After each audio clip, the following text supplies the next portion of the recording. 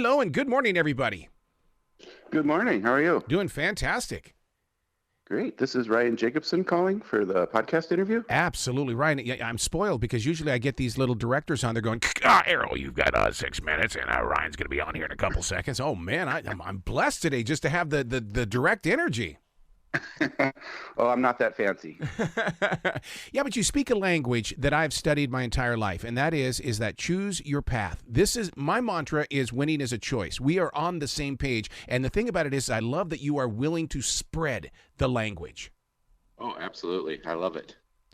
To be in that moment, something had to have happened in your life because you had to experience something for you to say, you know what, if I felt this way, somebody else is going to as well. Oh, yeah, absolutely. I was totally a reluctant reader as a child. I did not like to read books at all until I think I was in 5th grade, and my mom brought home my first Choose Your Path book. And it really changed reading for me. Mm-hmm. It was like playing a game, and it was a game that I wanted to win. And so it brought reading into my life, and it just became something I wanted to do. And I read every Choose Your Path book I could find, and that led me to reading, more contemporary or more traditional, I guess, types of books too. Yeah. So I became an avid reader because of Choose Your Path books. And look at the way that you interact the imagination with young adult readers as well as adult readers. And adult readers need to understand that this book right here, it's almost like a brain game. Can you survive the wonderful Wizard of Oz? Oh, my God, dude. Yeah, it's a lot of fun. It was a real challenge to adapt that book. It's such an interesting story, but it's both a blessing and a curse with this one is that it is such a familiar story. Everybody knows the story. So how are you going to create a Choose Your Path type of book where the choices aren't obvious? Because if you know the story, making the choices is easy. So that was another layer of challenge with this Choose Your Path book in particular, where we had to be a little bit trickier than normal with the choices we're presenting to the reader. Are parents reaching out to you in the way of saying, you taught my child how to make an everyday choice on choosing a path? Because, I mean, instead of wandering through life, it's like the young adult readers are going, no, give me direction. And I need to find some way to find it. Yeah, I haven't heard that specifically from parents. I do hear a lot of stories similar to my own where, I'll get an email from parents after they've read one of the Choose Your Path books, and they'll say something to the effect of, my child won't put down your book, and now they want to read more books. And I'm so happy to be able to share my own personal experience with reading, to introduce that to another generation of readers. So that is probably more rewarding than anything else to me, that I'm getting kids who aren't reading to become more avid readers. Does that put the pressure on you as a creative mind? And the reason why I bring that up is that, everybody wants to be in radio, but can you do it 6 days a week? Can you do it for 30 days? Can you do it for, 15 years? I mean, that's the same thing as an author or a writer is that, a lot of people want to do it, but now the pressure's on you because kids do want your books. I guess I've never thought about it, but now I'm probably going to be paralyzed if I try to write a book. I'm blessed with a great imagination. I don't feel like I can shut my imagination off if I try. So, I mean, there are book ideas brewing in my mind all the time. And I guess I don't look at it big picture like that. When I'm writing a book or when I'm choosing which book to work on next, I'm always thinking about the child me. Mm-hmm. Like, would I have liked this book? Is this a book that I would not have been able to put down? And if the answer is yes, then I keep going. And if the answer is no, then I need to try something else. Yeah. So I guess I'm using myself as my target audience.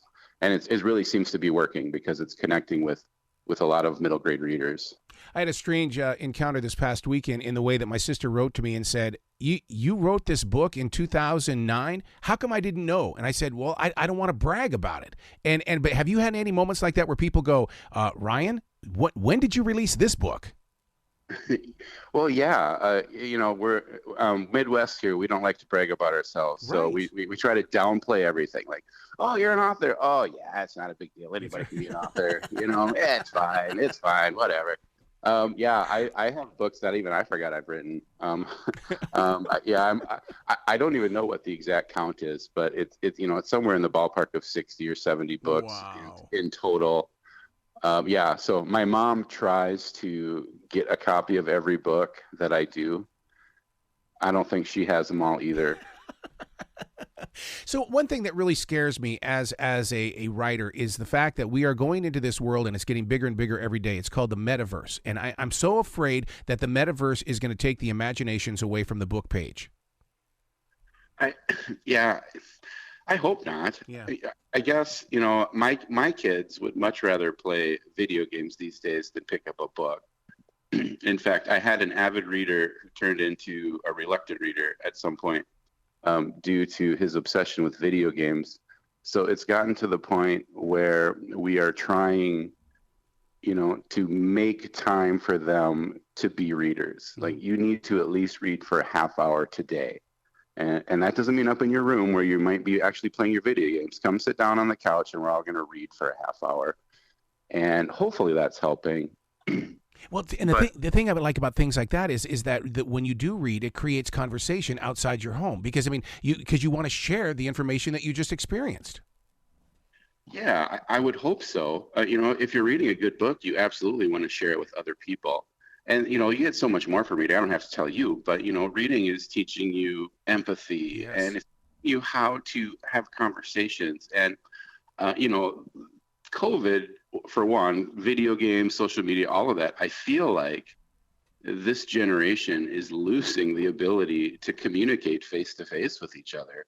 And so it's something that, I'm working on. Like, I'll tell my son, if you're going to ask someone to go to the dance, you're not going to send them a text. You're going to walk up to that person and you're going to say, will you go to the dance with me? And if you can't do that, then don't ask. Let's talk about Lake Seven. I mean, wow, a publishing company in a world where so many authors and writers are told no. How do you get through that storm? Well, it's a company that was sort of bred from necessity. The backstory to that, I think, is pretty interesting and pretty unique. I had no plans to be an author. I had no plans to Wow. be a self-publisher. This was 2005. 2005. My wife and I, we were battling infertility. It was a really dark time for us, and the infertility treatments almost killed my wife. Mm. And so we realized right then and there, all right, we can't do this. What's plan B? And for us, plan B was adoption. But the adoption price tag was, it was I believe $16,000 to $18,000. Mm. We were living paycheck to paycheck. It's like, there's no way we can do this. And so we talked it over, we made a plan, and I had this manuscript that I had written, sort of as a writing exercise. Never really thought I'd do anything with it. It was called Santa Claus Super Spy, based on Florida Freeze. And I was inspired to read it, or I was inspired to write it after reading the first Magic Treehouse book. I thought I had never experienced an early reader chapter book before, and I thought, I can do this. I mean, I can write a chapter book. So I wrote this manuscript, put it in a drawer, forgot about it. We needed to come up with big money fast. Mm-hmm. And so we talked it over and decided, well, how about if we self-publish this and I'll bring it to craft fairs. I'll do some school talks at all the local schools, and we'll see if we can make some money fast that way. And so back then, self-publishing was not a big deal. It was not, there was hardly any information about it anywhere. So I went to the library, our local library. I found the one book they had on self-publishing. Mm-hmm. I checked it out, and I sort of stumbled my way through creating my own publishing company and self-publishing this book. And it was just going to be something to do to fundraise for adoption. And it snowballed into where we are today, where we're doing probably 10 to 12 books a year, and a real emphasis on choose your path books. Wow. See, and that's inspiring because there are so many writers that are listening that I call them hider writers in the way that they write, but they hide. And you've got to be able to plant. You already planted the seed by putting it on paper. Now you've got to let it grow and give it some sunshine. And it's through people like yourself, Ryan, that people can grow forward. Yeah, and I do a lot of talks about self-publishing now. It is so easy now. to self-publish a book. It's not easy to sell it once you self-publish it, Right. but anybody who wants to put a book out there can do it now.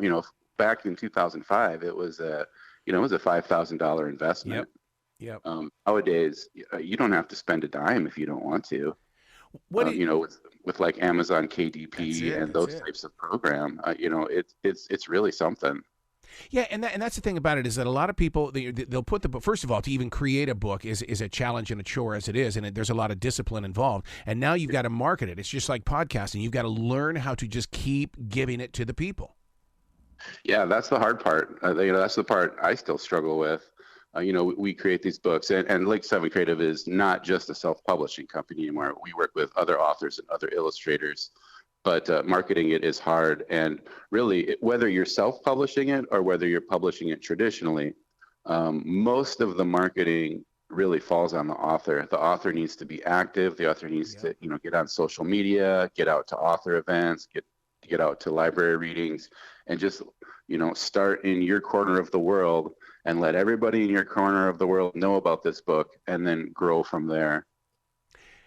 What's your daily discipline as a writer? I mean, because the first thing I do when I wake up in the morning, some people like to go for walks and stuff. I do my walk, but I also have to write. Nothing happens unless I write first. What about you? Well, I have a day job. Okay. I do marketing. Coincidentally enough, I do marketing for another publishing company. Wow. I'm like a graphic designer and marketer by day. Lake 7 Creative is still a glorified hobby for me. Yep. So basically, my writing and my publishing on the side is every spare moment I can find. Yep. During lunch breaks, after the kids get to bed, those are the times when I'm working on my books. Are you surrounded by people who understand that your imagination doesn't turn off? Because I bump into people and sometimes they look at me and they just go, "You're just weird. You're just weird." Yeah. I suppose you kind of have to be if you're a fiction author a little bit. Yeah. Sometimes it's a little bit weird, but I think most of the people in my circle are pretty used to it now, and they shrug their shoulders, and that's just him. Is it long form writing first in a bright yellow tablet, or what do? You go straight to the computer? I used to write in a notebook. I sort of make fun of myself about this now, but I used to have these delusions that I'm going to write all my books in a notebook because someday these notebooks are going to sell for millions of dollars. So I'm going to have every manuscript in a notebook. And so that used to be my process. I have since learned that I don't have time to do that anymore. It's so much quicker. And typing, it can keep up with my brain much better than writing in a notebook can. So I am strictly on the computer now. That is so true, because I would write it in a notebook, and the thing is, though, is that by the time I went back to put it into the computer, my whole entire thought process had changed on where the story was going to go. So I would change things. Oh yeah, that happens all the time. I actually found that to be beneficial for writing in a notebook, where I would write it down, and by the time I came back to it to type it, I would have better ideas. And so I felt like that made it better. That the in-between time between notebook and typing it, my brain had time to process what I had written. And I came out with a better product because of that. Wow. Well, with Lake 7 Creative and things like this, is there a website where people can go to discover your writing, your 60-plus books, as well as other authors and things like that you're promoting? The best place to go, I think for the Choose Your Path books is simply chooseyourpathbooks.com. Nice. Great starting point. They can get to other books from there, but that's a great place to find, Can You Survive the Wonderful Wizard of Oz, and classic literatures, the other works of classic literature that we have adapted so far. I love it. Dude, you got to come back to the show anytime in the future. The door is always going to be open for you. I mean, if Rick Riordan can come into this show 9 times, I need you to be on that list as well. Fantastic. Anytime you'd like to have me, I'll be there. Excellent, dude. Every book, man, I expect to hear from you. All right. Thanks so much. You be brilliant today, okay? All right. You too. Have a great day.